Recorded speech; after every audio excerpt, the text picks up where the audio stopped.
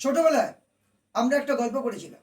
এক জায়গায় কচ্ছপ আর খরগোশ বাস করত, কিন্তু খরগোশ খুব অহংকারী ছিল, কারণ তার শক্তি ছিল সে খুব জোরে দৌড়াতে পারে। তাই কচ্ছপকে সে হেয় করতো, কারণ কচ্ছপ খুব স্লো। কিন্তু একবার একটা দৌড় প্রতিযোগিতা শুরু হলো, একসঙ্গে তারা দৌড় শুরু করলো।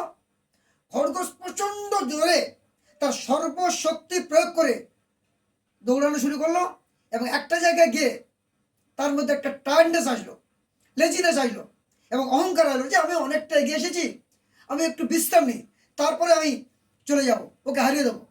কিন্তু সে ঘুমিয়ে পড়লো। কিন্তু কচ্ছপ আস্তে আস্তে আস্তে আস্তে গিয়ে শেষ পর্যন্ত কচ্ছপ কিন্তু জয়ী হলো।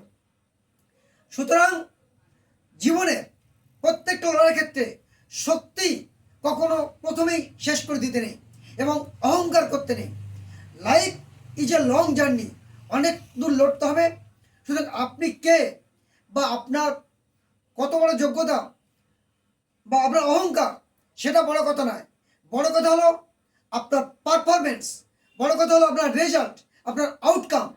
এবং একটা জিনিস মাথায় রাখবেন, স্লো বাট স্টেডি, এটাই হচ্ছে মূল কথা, এবং এর ফলেই আউটকাম আসবে।